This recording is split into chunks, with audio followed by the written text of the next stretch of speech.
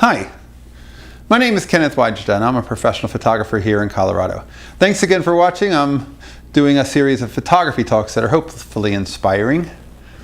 Today's photography talk is on an odd piece of gear that we don't always think to bring with us, and it's really handy to have and it's not very expensive to acquire, especially if you get lucky.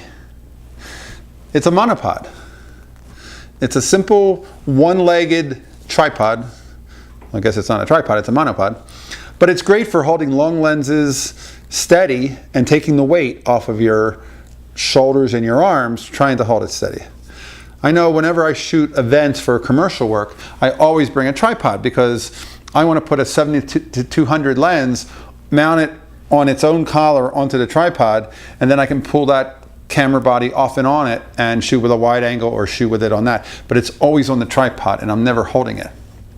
But there are times when a tripod is too much to carry, and a monopod comes in so handy so much because you get to secure your camera and to steady your frame with those long lenses.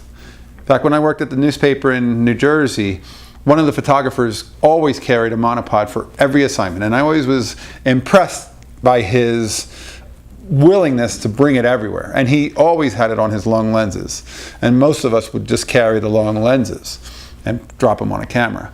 But so this is a Gitzo. You don't expect to find those all the time. I was inside an antique store in Denver, and I ask, whenever I go into antique stores, that's a good place to ask, is there any photography equipment here? And there was one window, one showcase that had a bunch of really not the greatest cameras, some Minoltas, some old Brownies, some old folders that didn't look like they were very operational. But they had this monopod, and they had a Nikon F2, which the Nikon F2 was priced at $195, which is a little bit overpriced for what it is, but it was a great buy in the sense that it was a great looking, well-maintained, smart, not abused pro camera. And what does $200 buy nowadays in anything quality like a hand-built F2? But I let that go because I didn't have the money for that. But this is a good example of some of the luck I have. The price tag was hard to read.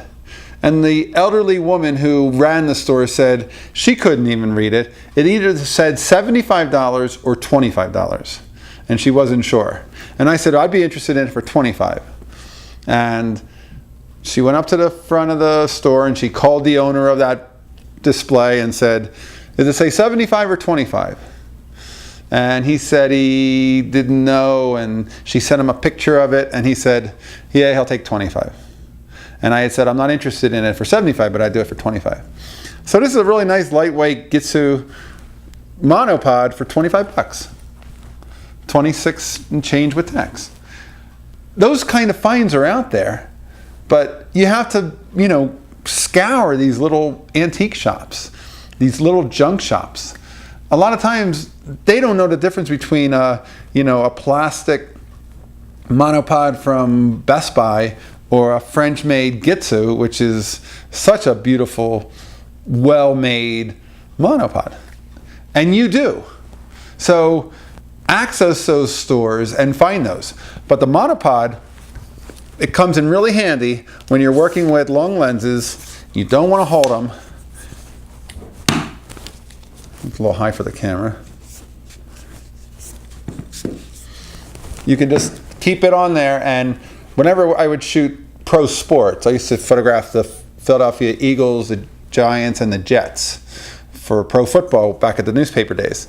And everybody had one of these because nobody was going to carry those 200, 300 millimeter, 400 millimeter lenses and hold them. It's just too heavy. So this was the greatest thing.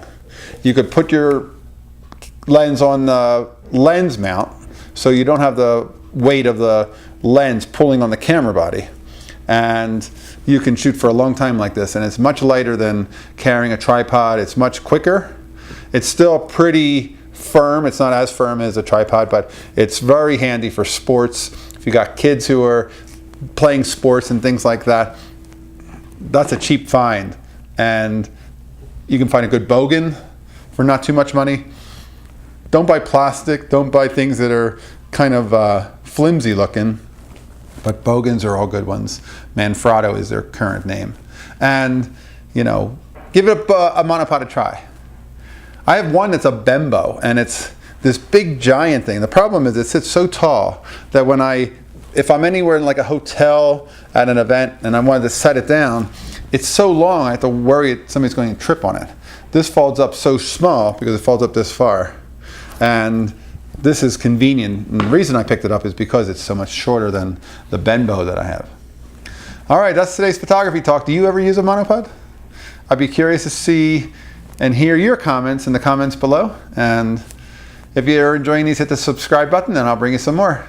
And happy shooting.